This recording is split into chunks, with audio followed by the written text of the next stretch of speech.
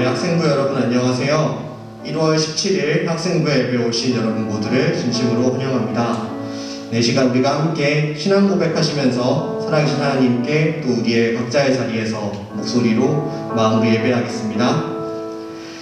전능하사 천지를 만드신 하나님 아버지를 내가 믿사오며 그 외아들 우리 주 예수 그리스도를 믿사오니 이는 성령으로 잉태하사 동정녀 마리아에게 나시고 본디오 빌라도에게 고난을 받으사 십자가에 못 박혀 죽으시고 장사한 지 사흘 만에 죽은 자 가운데서 다시 살아나시며 하늘에 오르사 전능하신 하나님 우편에 앉아 계시다가 저리로서 산 자와 죽은 자를 심판하러 오시리라. 성령을 믿사오며 거룩한 공회와 성도가 서로 교통하는 것과 죄를 사하여 주시는 것과 몸이 다시 사는 것과 영원히 사는 것을 믿사옵나이다. 아멘. 네, 계속해서 우리가 함께 찬양하면서 하나님께 예배했으면 좋겠습니다. 하나님께 예배할 때 이 예배의 시간에 또 이 혼란스러운 상황 가운데 우리에게 더욱더 큰 믿음을 허락하여 달라고, 하나님이 어떤 분이신지 우리가 더 알고 믿고 나아가게 해달라고 우리의 마음을 다해 찬양하겠습니다.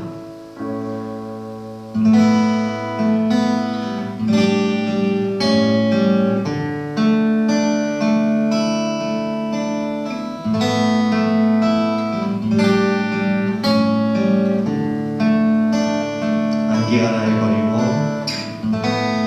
안개가 날 가리고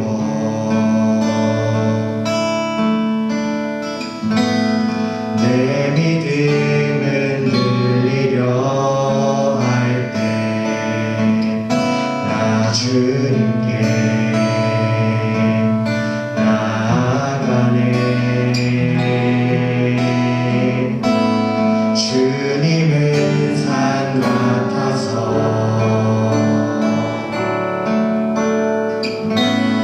여전히 그 자리에 계셔 눈을 들면 보이리라. 날 위한 그 사랑. 주는 나의 도움이시며 주는 나의 도움이시며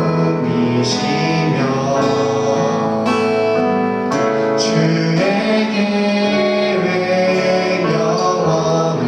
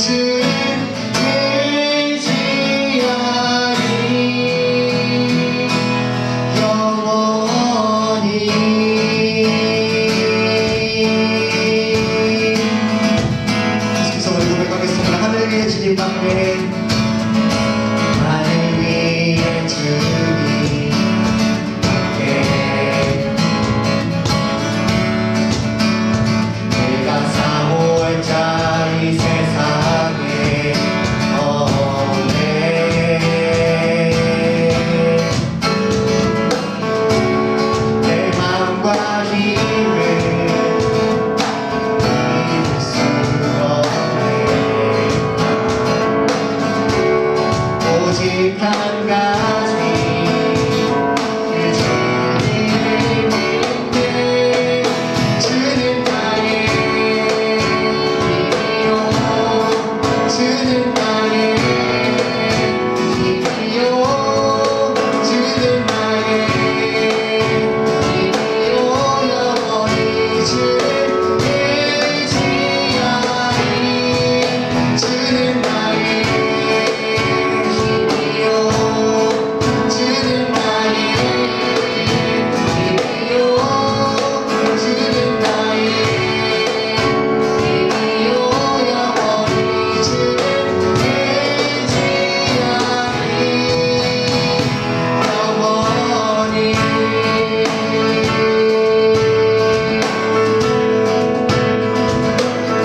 하느님의 주님께 하느님의 주님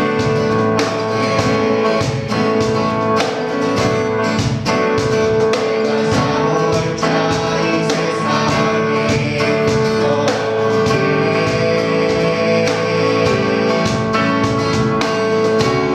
내 맘과 힘을 잃을 수 없네. 오직 한 가지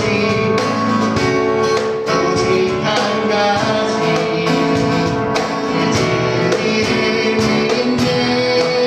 주는 나의 힘이요 주는 나의 힘이요 주는 나의 힘이요 영원히 주를 의지하리.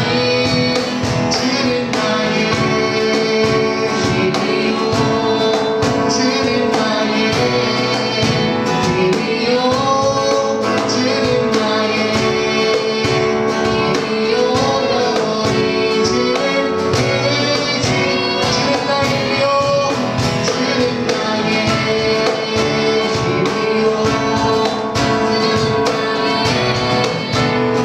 힘이요 주는 나의 힘이요 영원히 주를 의지하리.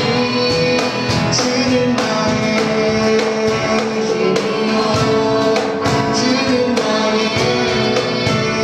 힘이요 주는 나의 힘이요 영원히 주를 의지하리.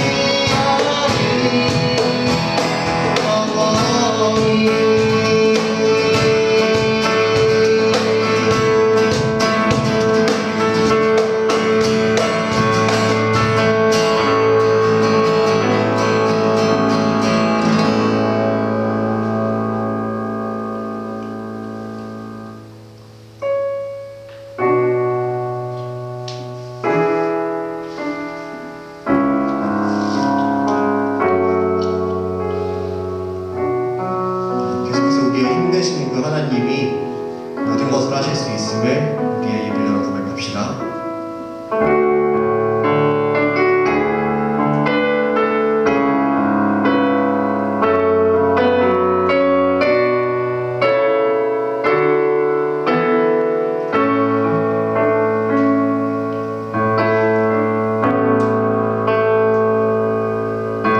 전능하신 나의 주 하나님은 능치 못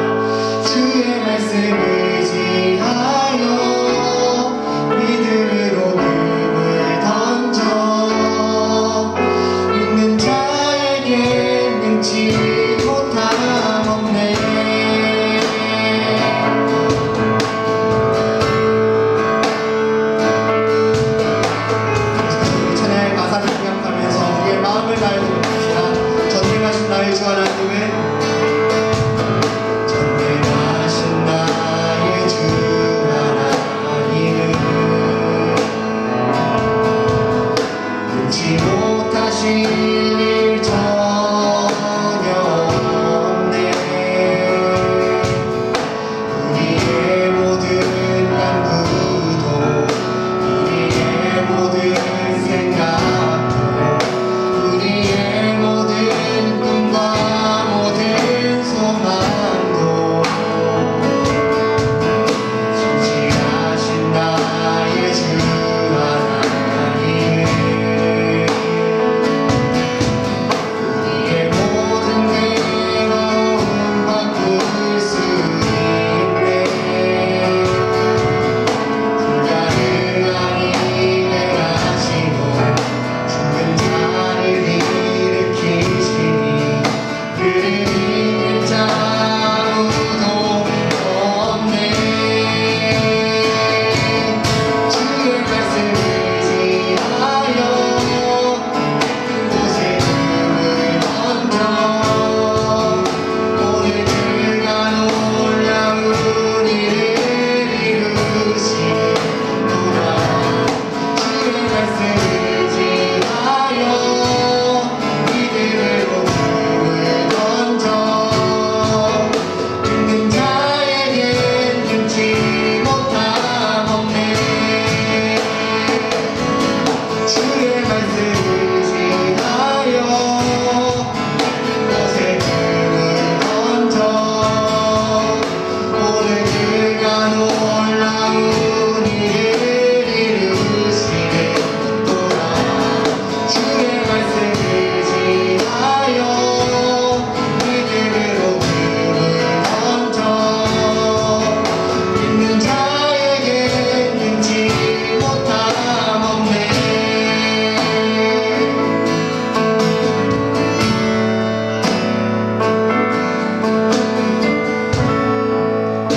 계속해서 우리가 함께 눈을 감고 각자의 자리에서 기도합시다. 우리가 예배하는 하나님께서 전능하신 하나님이시라는 것과 그 하나님이 우리의 영원한 힘과 능력이 되시는 하늘 위의 하나님이심을 우리가 함께 찬양했습니다. 하나님 아버지, 이 시간 우리가 예배할 때 우리에게 새 힘을 주시고 이번 한 주를 살아갈 힘을 또 얻을 수 있도록 도와주세요 하고 함께 기도하겠습니다.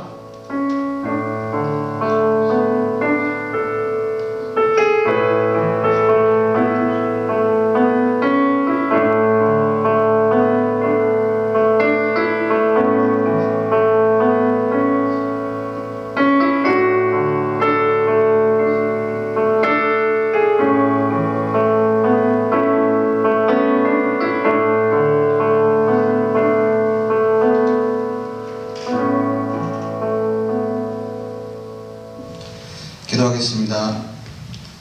사랑해 주님 감사합니다.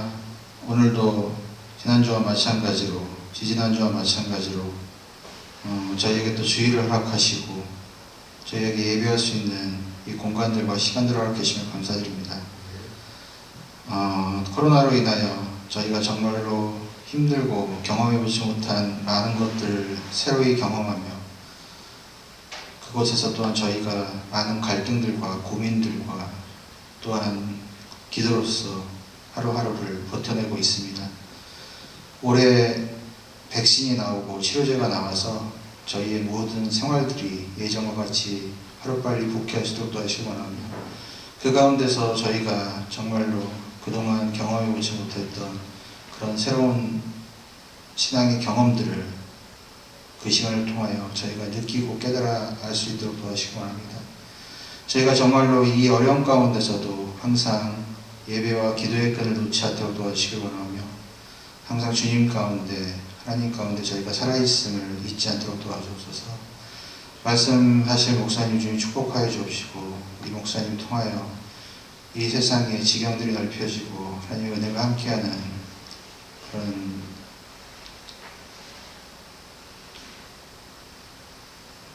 하나님 은혜가 함께하는 시간들로 채워주시고 예배의 첫 시간이오니 마치는 시간까지 함께해 주옵소서. 예수님 이름으로 기도드렸습니다. 반갑습니다. 오늘 은혜 받으신 하나님의 말씀은 창세기 12장 1절로 3절 말씀입니다. 창세기 12장 1절로 3절 말씀. 네, 우리 다 찾으신 줄 알고 제가 먼저 1절, 그 다음에 여러분들이 2절, 3절랑 같이 읽도록 하겠습니다. 시작.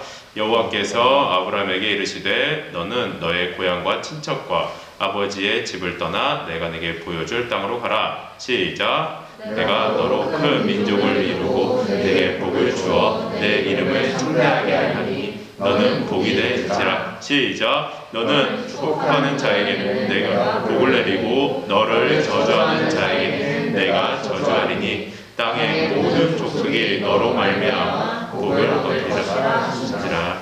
아멘. 예, 지난주에는 우리 창세기 1장부터 11장까지 모든 인류의 원 역사에 대해서 나눴습니다. 오늘은 바로 창세기 12장부터 마지막 50장까지 내용입니다. 많은 내용이고 이게 간략하게 추가하면 이 정도의 내용이긴 한데 한번 이렇게 쑥 함께 말씀 나누면서 들으면서 이해하면 읽기에 훨씬 편할 거라 생각합니다. 오늘 12장부터의 포인트는 하나님께서 구원을 위해 한 민족을 선택하십니다. 그게 바로 이스라엘 민족입니다. 구약 성경을 봤을 때 가장 큰 키워드, 오늘의 키워드는 바로 약속과 역사입니다. 하나님께서 그 민족을 선택하셨는데 만약에 하나님께서 3000년 전에 한국을 선택했다면 우리는 지금 한국 역사에 대해서 우리가 좀 더 이해가 편할 것이고 또 공부를 했겠지만 전 세계가 한국 역사에 대해 배웠겠지만 하나님께서 이스라엘 민족을 선택하셨기 때문에 우리가 그들의 역사를 약간 배워야 되고 성경 공부가 필요한 이유입니다. 예를 들어서 우리 한국에 만약에 3000년 전이라고 생각을 해봅시다. 그랬을 때 뭐 한양 그러면 우리가 딱 떠오르죠. 그 서울의 옛날에 그 서울의 이름이었구나 딱 떠올립니다. 그런데 너무 멀리 있는 공간과 문화적, 지리적 때문에 우리는 성경을 읽을 때 이게 뭔 말이야 하는 순간이 너무나도 많은 것은 사실이에요. 우리 이번에 1년 동안 이 말씀을 이렇게 좀 크게 보면서 이런 걸 좀 이해를 돕고 만약에 전에 흐릿했다면 조금 더 쉽게 알기를 원합니다. 그러므로 오늘 말씀의 포인트는 바로 하나님께서 이스라엘 민족을 택하셨다. 그리고 거기에 약속을 주셨다입니다. 바로 구원 약속입니다. 창세기 12장 1절부터 한번 들어가도록 하겠습니다. 하나님께서 오늘 읽은 말씀처럼 아브라함을 선택하시고 세 가지 약속을 해주십니다. 바로 아브라함 땅 씨 복입니다. 너에게 이 가나안 족속 땅을 주겠다. 그 다음에 너에게 민족을 이룰 씨를 주겠다. 후손을 주겠다. 그 다음에 복, 너에게 복을 주고 너로 말미암아 너의 모든 인류가 복을 받을 것이라는 것이 있습니다. 지난주에 잠깐 나눴지만 창세기의 포인트 중에 하나는 바로 땅이죠. 에덴 동산, 또 가나안 땅, 그 땅을 얻고 그 땅을 뺏기고 이것이 큰 주제 중에 하나인데 바로 그리고 씨는 이어져요. 아브라함에서 이삭, 이삭에서 야곱, 야곱에서 12아들들로 쭉쭉쭉 이어지고 결국 그 이후에 12아들들은 12지파로 이렇게 이어지게 됩니다. 마지막 세 번째 복은 결국 이 후손을 통해 아브라함의 후손을 통해서 그 다음에 이삭의 후손, 야곱의 후손, 또 다윗의 후손을 통해서 예수 그리스도가 우리에게 전 세계 복음이 전파되고 그로 인해서 우리가 이렇게 예수 그리스도를 믿는 복을 누리는 복이 전 세계로 퍼져나가게 되는 것입니다. 그러면 한번 다시 말씀 좀 들어볼게요. 이 약속을 할 때가 바로 아브라함의 나이 75세입니다. 그리고 그는 이 하나님의 약속을 듣고 말씀을 믿고 순종하여서 자기 집을 떠나 하나님 주실 땅으로, 하나님 주실 씨로, 하나님 주실 복을 떠나서 출발을 합니다. 우리의 기대는 이제 무엇일까요? 하나님이 말씀하셨어요. 약속하셨어요. 그 다음에 그 약속에 따라 우리가 순종했어요. 그 다음의 결과는 좋은 결과를 우리가 원하죠. 하지만 말씀을 보면 좋은 결과는 있지 않아요. 그 가는 길에 아버지가 죽어요. 또 C라고 하는데 자녀가 99세, 100세까지 생기질 않아요. 낳질 않아요. 또한 뿐만 아니라 마지막 복이라고 하지만 복은커녕 기근, 극심한 가뭄이 찾아와서 먹을 게 없어서 이집트로 도망가는 혹은 먹을 걸 구하러 가는 사정까지 참게 됩니다. 여기에서 보면 말씀과 우리 현실 사이에 간격이 있어요. 보면 우리 생각에는 하나님이 약속하셨어요. 하나님께 내가 순종했어요. 그러면 즉각적으로 뭔가 이루어질 것 같은데 그렇지 않습니다. 이게 바로 성경적 세관입니다. 우리는 하나님의 때와 하나님의 시기를 기다리는 자입니다. 내가 하나님 말씀하셨다고 내가 순종했다고 즉각적으로 변하는 것이 아니라 하나님의 때와 그 시기를 기다리는 것이 우리의 믿음입니다. 그리고 이러다 보니까 아브라함은 계속 흔들리는 믿음을 갖게 돼요. 15장에 보면은 하나님께서 동일하게 이 약속을 한 번 더 반복해 주세요. 하늘의 별을 봐라. 이 수많은 별같이 내가 너희에게 큰 자녀를 줄 것이다. 이 땅을 봐라. 이 경계에서부터 이 경계, 네가 보이는 이 땅을 내가 너에게 주겠다. 그래서 15절에 한 번 더 약속을 반복합니다. 그리고 그거 아브라함은 아멘하게 됩니다. 하지만 시간이 조금 더 지나서 아브라함의 나이가 85세, 한 10년 정도 좀 안 됐죠. 지난 이후에 그는 아이가 계속 생기지 않자 결국 종을 통해서 아이를 낳습니다. 그 배달은 아이를 낳은 거죠. 그래서 하나님께서 한 번 더 찾아오십니다. 나는 전능하는 하나님이다. 그리고 너의 이름을 아브라함이 아니라 아브라함으로 바꾸겠다. 그리고 너에게 할례를 행하라. 그 다음에 너의 바로 자손, 아니 첩의 자손이 아니라 사라를 통해서 낳을 것이, 네 씨를 낳을 것이다. 아들을 낳을 것이다. 그 다음에 사라의 이름을 고쳐주고 너를 통해서 아들을 낳을 것이다. 라고 다시 한번 약속을 하십니다. 이때 아브라함과 사라 역시 믿지 못하고 이때는 푹 웃어버리고 맙니다. 그래서 하나님께서는 정확하게 다시 한번 이야기를 해주시죠. 그래서 그 아들의 이름이 바로 이삭이에요. 이삭의 뜻은 웃음이라는 뜻이에요. 그래서 푹 웃었던 그걸 바탕으로 네가 웃었어? 그래, 너의 아들을 볼 때마다 그 나의 믿음 없음을 고백하며 나아가는 거죠. 그가 그래서 하나님의 말씀에 따라서 이번에도 순종해서 할례를 받은 나이가 바로 99세입니다. 정말 모든 사람의 능력으로는 아이를 낳을 수 없는 환경입니다. 그때 하나님께서 하신 말씀, 나는 전능하신 하나님이다. 네가 99세라도 나는 가능한 전능한 하나님이다. 그리고 아브라함 이름을 아브라함으로 바꿔줌으로써 너에게 이제 영원한 언약, 단순히 너한테 대한 약속이 아니라 너의 후손까지도 이 언약, 이 약속을 하겠다. 그 다음에 영원한 기업을 주겠다라는 것입니다. 할례는 남성의 생식기의 표피를 조금 돌칼로 자르는 행위를 말합니다. 그래서 이미 자식을 낳을 수 없는 아브라함에게 약속을 주시고 또 생명의 근원이 이에게서 난다, 하나님에게 난다는 것을 해주습니다. 그의 나이 99세 때요. 로마서 우리 4장에 보면은 잠깐만요.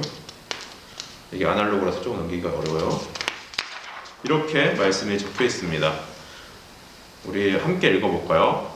네, 로마서 4장 19절로 21절입니다. 시작! 그가 100세나 되어 자기 몸이 죽은 것 같고 사라의 태가 죽은 것 같음을 알고도 믿음이 약하여 지지 아니하고 믿음이 없어 하나님의 약속을 의심하지 않고 믿음으로 견고하여져서 하나님께 영광을 돌리며 약속하신 것들 또한 능히 이루실 줄을 확신하였으니 아멘.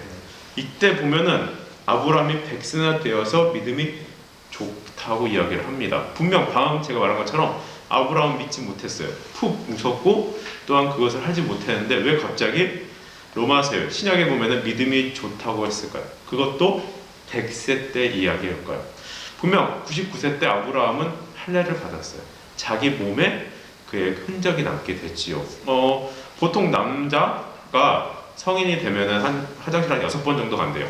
그러면 그때마다 아브라함은 생각했겠죠. 아, 하나님이 나에게 약속을 주신다고 했는데, 하나님이 나에게 자녀를 주신다고 했는데, 계속 그 약속이 떠올라져서 그의 의심은 바뀌어서 확신이 됩니다. 우리 1년 동안 이렇게 말씀을 묵상 혹은 말씀 이렇게 읽을 때 매일매일 읽을 때 그것은 힘을 작용하여서 나의 의심이 확신이 되길 원합니다. 제가 저번에 잠깐 얘기를 했는데 저도 약간 이 몸에 상처가 좀 있긴 있어요. 이 양쪽에 예전에 관을 씹었던 자국이 있어서 샤워할 때마다 막 여기가 가끔 이제 아프기도 하고 이게 막 자국들이 있어요. 구멍이 뽕뽕뽕뽕 뚫려 있는데, 근데 이걸 볼 때마다 하나님께서 나를 살려주셨구나. 하나님께서 지금 내가 살아있는 것은 나의 힘이 아니라 하나님께서 살려주셨구나라는 것을 계속 믿음이 자라나는 거예요. 아브라함 역시 계속 하나님의 말씀을 묵상하고 그 약속을 되새길 때 믿음이 좋아서 그 100세나 돼서 더욱더 믿음이 좋아지게 됩니다. 그리고 여기서 보면 하나님을 우리가 쭉쭉쭉 성경을 읽다 보면은 이런 이야기가 나와요. 하나님은 어떤 하나님이냐? 15장 1절 말씀해 보면은 제가 읽을게요. 이후에 여호와의 말씀이 환상 중에 아브라함에게 임하여 이르시되 아브라함아 두려워하지 말라. 나는 내 방패요 너의 지극히 큰 상급이라. 아멘.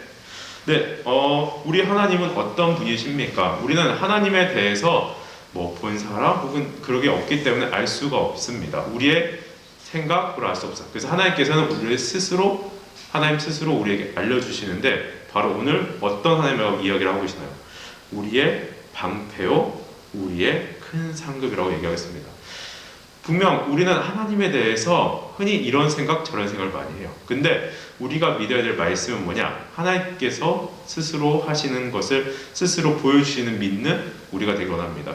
내가 생각하는 하나님이라면 이래야지 혹은 이거는 이래야 되지 않을까? 이런 생각이 아니라 하나님이 스스로 말씀해 주시고 밝혀주신 것을 믿는 것이 우리입니다. 방금 전에 아브라함에게 나타난 하나님께서 나는 전능한 하나님이다. 나는 너가 99세 때 알을 낳을 수 없더라도 내가 가능한 전능한 분이다.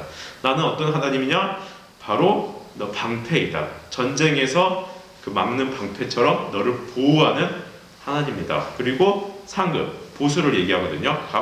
너를 보호하며 또 너에게 보상해주는 하나님이다 라고 소개합니다.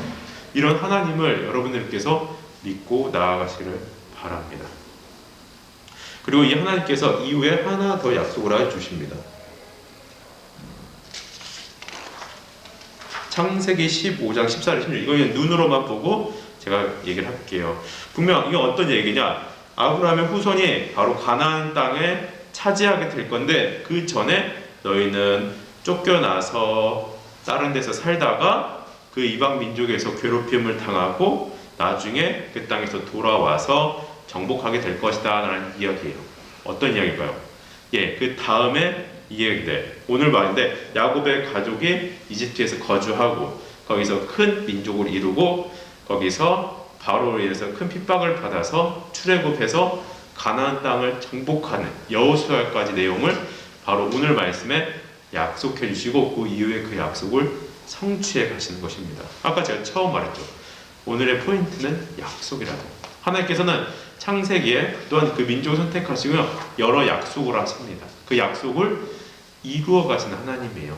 오늘 좀 이따 공과 뒤에 이제 설교 메모 때 있을 때 하나님의 어떤 약속을 여러분들은 믿고 있나요? 또한 그 약속이 어떻게 이루어지는지 개별적으로 한번 적어보시기를 바랍니다. 그리고 그 하나님의 때를 여러분께서 기다리시고 또한 기도로 준비하시길 바랍니다. 네, 그 다음에 이제 아브라함이 드디어 이 어려운 중에 자식을 낳습니다. 바로 100세가 돼서 이삭을 낳게 되죠. 이삭하면 우리가 딱 알고 있는 거 뭐죠? 바로 시험입니다. 아브라함에게 하나님께 청천벽력 같은 이야기를 해요. 100세가 되고 또 이삭이 이제 장성하였을 때 갑자기 하나님께서 아브라함에게 내 아들을 번제로 바쳐라 라고 이야기하고 있습니다. 번제는 뭐냐? 바로 나무를 쌓고 그 위에 재물을 놓고 불을 질러서 다 태우는 제사를 이야기하고 있습니다.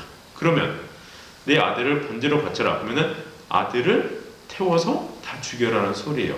이거는 아브라함에게 정말 큰 시험일 수밖에 없어요.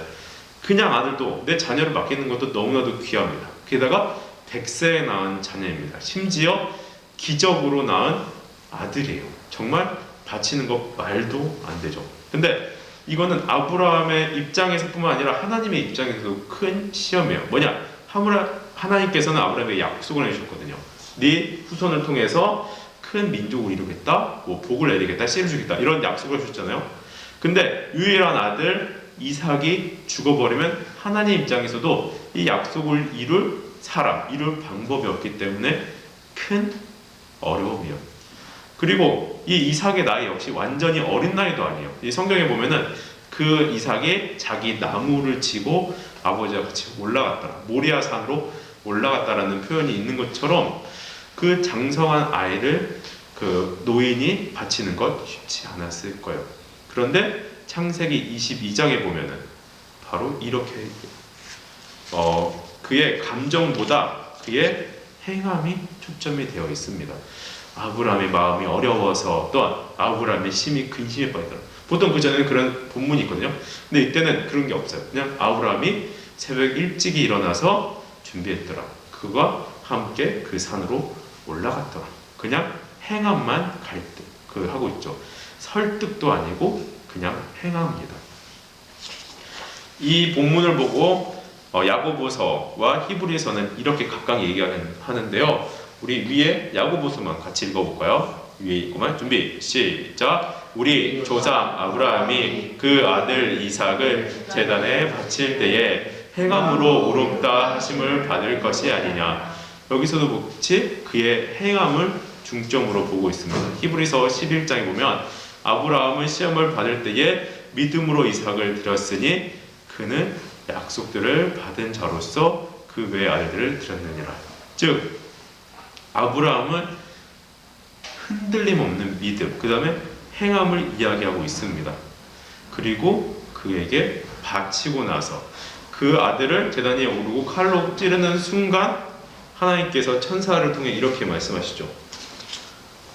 그 아이의 손을 대지 말라. 내가 이제야 나를 경외한 줄을 내가 알미라. 왜 하나님께서는 이렇게 말씀하셨을까요? 왜 이제야 내가 너의 믿음을 믿는다고 하셨을까요? 바로 아브라함의 생애에 잘 나타냈어요. 아브라함은 하나님께 말씀을 들었고 이렇게 말씀으로 많이 행했지만 그의 인생은 정말 많이 흔들렸어요.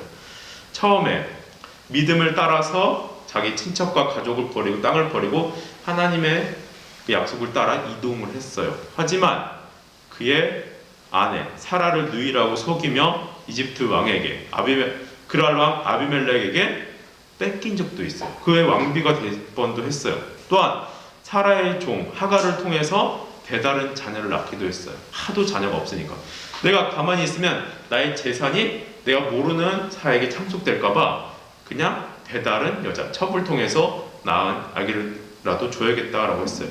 99세 때 하나님께서 너에게 아들을 주겠다고 말씀하실 때 푹 웃어버리는 사건까지. 그의 인생을 보면은 계속 흔들림의 연속이었어요. 하나님의 약속도 있고 하나님의 약속대로 행함도 있었지만 계속 흔들렸어요. 하지만 그애는 이삭을 바침으로써 이제야 하나님께 인정을 받는 믿음이 되었습니다. 여러분 가운데 속에서 여러분들의 가장 중요한 시기를 보내고 있어요. 바로 어떤 시기냐? 흔들리는 시기입니다. 여러분들의 가장 성적도 많이 흔들릴 거고요. 여러분들의 꿈도 많이 흔들리고요. 여러분들의 감정도 막 엄청 흔들릴 거예요. 저도 돌이켜보면 흔들림의 연속이었던 것 같아요. 오늘은 이 사람이 되고 싶고 어떤은 이게 되고 싶고 여러 가지 꿈 가운데 고민을 하고 있고 또 성적 역시 뭐 꾸준히 올라갔느냐? 아닐 거예요. 들쭉날쭉 하면서 이게 될 거예요. 그러면서 이런 흔들리는 가운데 내가 뭘 할 수 있을까? 그때 신앙이라도 좋았을까? 저 장난 아니었어요. 어렸을 때 그렇게 신앙 좋지도 않았어요. 교회도 잘 안 다녔어요.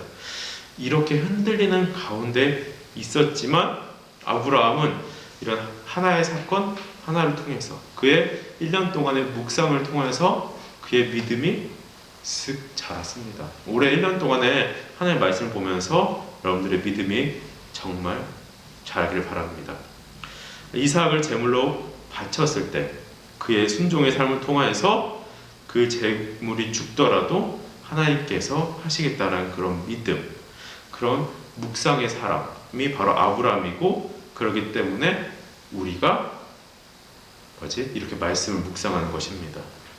아브라함 얘기는 여기까지 하고 이삭은 그럼 어땠을까요? 이삭을 보면은 이삭은 제물로 바쳐졌던 사람입니다. 물론 하나님의 기적으로 살았지만 그 인생은 이렇게 보면은 어찌 보면은 약간 수동적인 삶이었어요. 하지만 그의 삶은 순종의 삶이었고 제물로 드렸을 만큼 순종의 삶이었어요. 아버지가 자기를 죽이려고 했을 때 또한 그 제단 위에 불태워서 죽이기로 할 때 그는 반항하지 않고 그대로 있었던 사람이 있죠. 근데 이런 순종의 삶은 어렸을 때부터 순종한 삶은 그의 결혼까지도 이어집니다. 이삭이 굉장히 늦게 결혼을 해요. 그리고 그때 결혼을 재촉하지도 않고 기다립니다. 하나님이 정해주신 그 사람이 올 때까지 기다립니다. 그리고 그는 하나님 앞에 묵상하는 사람입니다. 하나님 앞에 기다리고 있고 기도하는 사람이에요. 그래서 그는 반복적으로 들에 나가서 해질 무렵에 하나님의 말씀을 묵상하고 있습니다. 그도 어느 날, 그렇게 묵상하던 어느 날 해가 저물어 가고 이삭이 묵상하고 있을 때 저 멀리서 낙타떼들이 오고 있습니다. 그 낙타 위에 탄 바로 하나님이 예비하신 리브가가 같이 오고 있었죠. 이로 말미암아 이삭은 위로를 받고 하나님 앞에 나아갔던 바로 묵상의 사람입니다. 그런 이삭의 아들이 바로 그 유명한 에서와 야곱입니다. 야곱의 가장 유명한 사건, 바로 장자권을 뺏은 사건이 있죠. 이 사건에 가장 가족의 아픔이 있습니다. 바로 편애입니다. 창세기 27장 5절 6절에 보면 좀 특이한 표현이 있어요. 예를 들어서 이삭이 그의 아들 에서에게, 6장에 보면은 리브가가 그의 아들 야곱에게, 이렇게 각자 표현을 합니다. 예를 들어서 저에게 아들이 있고 딸이 있어요. 그러면 아빠의 딸아, 혹은 엄마가 있으면 엄마의 딸아. 그러니까 우리 딸이 아니라 그냥 아빠의 아들, 엄마의 아들, 이렇게 각자 사랑하는 사람이 달랐어요. 이거는 축복 때도 동일하게 이어집니다. 이삭이 나이가 많아서 죽을 때가 되자 그의 첫째 아들 에서에게 축복을 해주려고 해요. 자기가 좋아하니까, 편애하니까. 그런데 그 소식을 알게 된 그의 아내는 야곱에게 축복해 주기를 원했어요. 그래서 가죽으로 옷을 입히고 또한 음식을 잘해서 아버지께 들어가서 아버지, 제가 에서예요. 저를 축복해 주세요. 라고 하고 축복을 빼앗게 되죠. 이것을 알게 된 형은 너무 화가 나서 동생을 죽이려고 합니다. 이 당시 축복은 뭐냐? 하나님의 믿음을 이어줄 뿐만 아니라 재산에도 큰 영향을 줘요. 아버지의 재산에 많은 양, 2배를 받기 때문에 이 장자권이 정말 그 당시 중요했거든요. 형은 너무 화가 나서 죽이려고 하고, 엄마가 이것을 알고 그 야곱을 자기 친척, 자기 사촌에게 삼촌에게 피신시키는 사건이 일어납니다. 도망가는 길에 하나님께서는 야곱을 찾아와 이렇게 약속하십니다. 창세기 28장 13절 말씀입니다. 네, 우리 같이 읽어볼게요. 창세기 28장 13절 시작. 또 본즉 여호와께서 그 위에 서서 이르시되 나는 여호와니 너의 조부 아브라함의 하나님이요 이삭의 하나님이라. 내가 누워있는 이 땅을 내가 너와 내 자손에게 주리라. 아멘. 하나님은 동일한 복, 동일한 약속을 아브라함에게 주셨습니다. 야곱에게 주셨습니다. 야곱은 거짓으로 자기 장자 것을 빼앗았지만 그는 하나님께서는 그것을 인정하고 했습니다. 하지만 그 거짓으로 뺏은 건 또 거짓으로 결과가 나왔듯 야곱의 인생에 보면은 다시 뿌린 대로 거두게 돼요. 삼손 라본의 집에서 열심히 일을 하는데 그 2딸 중에 한 명이 너무 예뻐요. 바로 첫째 레아는 안 예쁜데 둘째 라헬이 예뻐요. 근데 저는 이게 너무 헷갈리더라고요. 그래서 그냥 헬 예뻐. 그래서 둘째 헬 예쁜 라헬을 얻고 싶었어요, 마누라로. 그래서 야곱은 먼저 라반 사촌에게 제안을 해요. 내가 라헬을 위해서 7년 동안 일하겠습니다. 그 삭스로 내가 결혼하겠습니다. 라고 제안을 합니다. 오케이, 좋아. 이게 평균 이상의 큰 금액을 지불하고 와이프를 삼는 것입니다. 그리고 정말 로맨틱한 표현이 하나 있죠. 그를 사랑하는 까닭에 7년을 며칠같이 여겼더라. 정말 너무 로맨틱하지 않습니까? 너무 사랑해서 7년 동안 일한 게, 돈도 받지 않고 일한 게 수요일같이 여겼다고 합니다. 우리는 보통 군대 2년도 못 기다려가지고 딴 사람 만나고 또 이 사람 이 남자친구 저 남자친구 또 저 여자친구 남자친구 이렇게 막 그만 바뀌는 모습이 참 반성하게 되는 것 같습니다. 그렇게 7년 후가 지났어요. 결혼을 딱 하고 첫날밤을 보내고 다음날 돼보니까 반전, 라헬이 아니라 첫째 레아가 나타난 것입니다. 안 예쁜 사람. 그것에 삼촌에게 속고 너무나도 화가 났지만 어쩔 수 없다라고 해서 자기 편이 그때 아무도 없었거든요. 그래서 어쩔 수 없이 7년 더 일하게 됩니다. 이때 그럼 내가 7년 일했으니까 7년 말고 몇 년만 일하면 되겠네 라고 하지만 이번에 삼촌이 먼저 너 7년 더 일해 그럼 내가 뭐 라헬 줄게 라고 했습니다. 그래서 결국 그는 7년을 더 일하고 받습니다. 즉 거짓으로 속임으로 빼앗은 것이 다시 내가 속아서 돌아온 것이 성경의 원리입니다. 그리고 그 유명한 자녀가 여기서부터 이제 무지하게 나게 됩니다. 야곱의 12아들들입니다. 레아를 통해서 4명의 아들. 그러니까 너무 이제 라헬이 질투하잖아요. 그래서 라헬의 종을 통해서 2명. 그러니까 레아가 나도 그러면 그렇게 할래. 그래서 레아의 종을 통해서 2명. 다시 레아에게서 2명. 마지막 어렵게 낳은 것이 라헬이 낳은 게 요셉과 베냐민이에요. 그리고 라헬이 죽습니다. 이래서 요셉이 야곱이 끔찍하게 요셉을 사랑했고 그에게 채색 옷을 입히고 일을 안 시켰잖아요. 우리 11월 마지막 주에 제가 설교했는데 기억나죠? 기억날 거라고 믿어요. 그래서 요셉에 대해서 잠깐 이야기하자면 그래서 편애받는 정말 사랑받는 요셉은 일에서 면제되겠어요. 채색 옷을 입고 아버지의 사랑을 받았어요. 그런 하루는 아버지가 형들의 안부를 물어오라고 요셉에게 심부름을 시켰어요. 요셉은 성실하게 형들에게 찾아갔고 형들은 요셉을 잡아 죽이려고 합니다. 근데 이때 첫째 루벤이 그거를 말려요. 왜 그랬을까? 자기가 사랑 못 받는 엄마의 자녀인 걸 알지만 자기가 첫째니까 이제 좀 사랑을 받고 싶었던 거예요. 그리고 내가 장자권을 받기 원해서 그거를 말렸어요. 하지만 나머지는 어차피 뭐 내가 장자권을 받는 것도 아니니까 그냥 죽이자라고 한 상황이에요. 근데 결국 어찌저찌 해가지고 애굽으로 팔려가서 살다가 이런저런 해서 왕의 총무까지 올라간 것이 바로 요셉입니다. 요셉 이야기는 뭐 잘 아니까 이 정도까지만 할게요. 그렇다면 이 형제들은 후에 어떻게 될까요? 각각 12지파가 됩니다. 성경을 읽어보면 여러분들이 믿을만한, 그러니까 여러분들이 알만한 딱 내용이에요. 그래서 하나님의 약속이 이루어지는 거죠. 바로 큰 민족이 이때부터 이뤄내게 됩니다. 그런데 이때 성경을 읽다 보면 한 가지 좀 희한한 사건이 있어요. 보통 이럴 때 보면은 아버지랑 대화하는 건 보통 장자, 루벤이 보통 담당해서 이야기를 해야 돼요. 근데 성경에 보면은 대부분 유다가 중심으로 이야기를 해요. 뭐 요셉에게 이집트에 가서 식량을 구해오자라고 할 때도 유다가 먼저 아버지께 제안하고 또 베냐민을 데려가자라고 하는 것도 유다가 제안을 합니다. 또 식량이 2번째 한 번 더 떨어지거든요.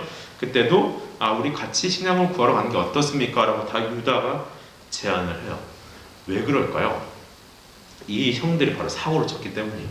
첫째는 그 아버지의 첩과 이제 동침한 죄를 저질러서 죄를 짓고 우리 시므온은 이집트에서 사실 그 인질이 하면 돼요.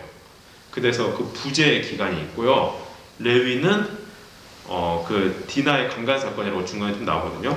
그걸로 인해서 아빠랑 사이가 다 안 좋아요. 여기는 포로 잡혀 있지, 아빠랑 사이가 안 좋지, 여기도 사이가 안 좋지. 그러다 보니까 유다가 자연스럽게 중재자 역할을 하고 대표 역할을 하게 됩니다. 그래서 축복을 받고 유다를 통해서 나중에 큰 복을 얻게 되죠. 이들이 각각 지파가 돼서 다음에 또 나오고 갓지파세 누구였더라, 뭐 단지파, 레위지파에 누구였더라 이런 게 나오니까 그냥 이런 게 있었구나, 이 형들이 있었구나만 들고 제가 뒤에 차근차근 하면서 이 지파에 대해서 설명을 해줄게요. 그래서 야곱의 축복에서도 유다의 지파에서 왕이 나온다라고 축복을 받고 이것이 나중에 성취가 된다 이야기입니다. 길게 얘기해왔습니다. 그리고 이들이 식량이 다 떨어져서 그 총리가 있는 바로 요셉이 있는 곳에 가서 400년 아까 말씀했죠. 너희는 이방 땅에 거주하게 된다. 그래서 그 400년 동안 이집트에 살면서 이들은 기하급수로 수가 늘어나는 하나님의 약속이 성취되어집니다. 이때 보면은 성경 말씀에 이집트로 야곱 가족 70명이 내려갔다라고 써 있어요.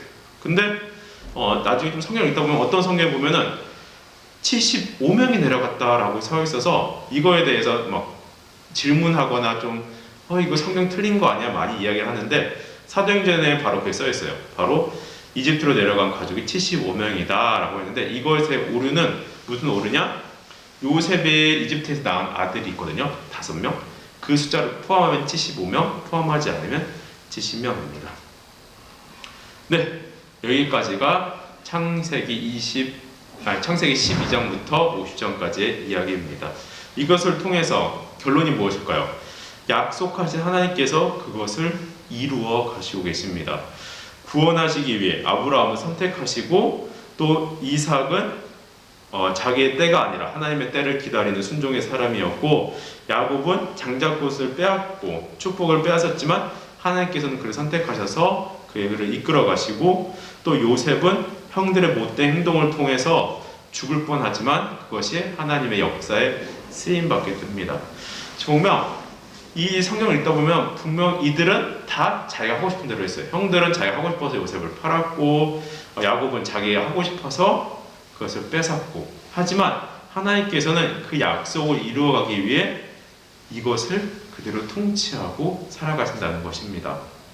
우리가 아무리 내가 하고 싶다고 세상이 이거 하고 싶다고 하더라도 그것을 이끄시는 것은 바로 하나님이십니다.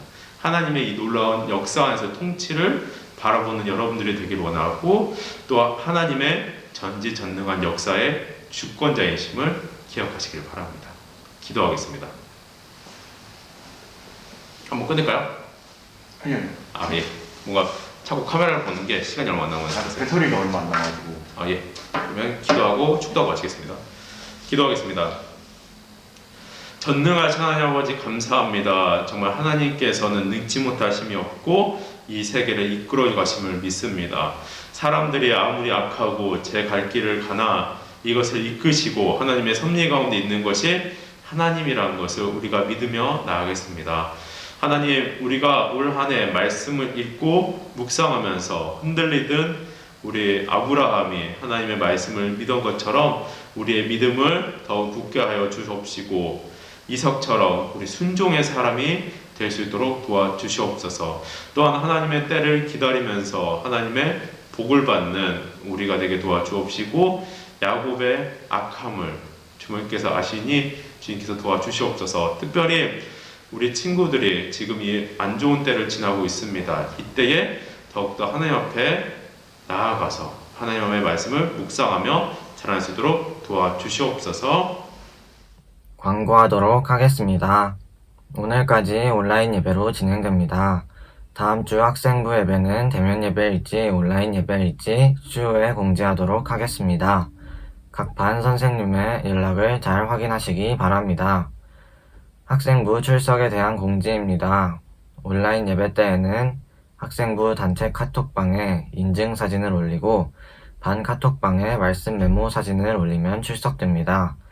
오프라인 예배 때에는 주일 9시 30분 이내에 도착해야 출석이 인정됩니다. 그리고 2020년 상장 안 받아가신 분 받아가 주시기 바랍니다. 서동범 목사님께 카톡하여 직접 수령인지 배송인지 말하여 주세요. 마지막 광고입니다. 어제 온라인으로 전국대회가 있었는데 학생부에서는 박건희 학생이 참가했습니다. 모두 격려해 주시기 바랍니다. 이것으로 광고는 마치고 서동범 목사님의 축도로 예배를 마치도록 하겠습니다. 이제는 주 예수 그리스도의 은혜와 하나님의 사랑과 성령의 교통하심이 하나님의 말씀을 따라서 또한 하나님의 섭리 안에서 우리가 믿으며 그 역사 안에 살아가는 우리 학생부 위에 또한 우리 교사들 위해 우리 종합제일교회 위에 이제토록 영원히 함께 있을지어다. 아멘.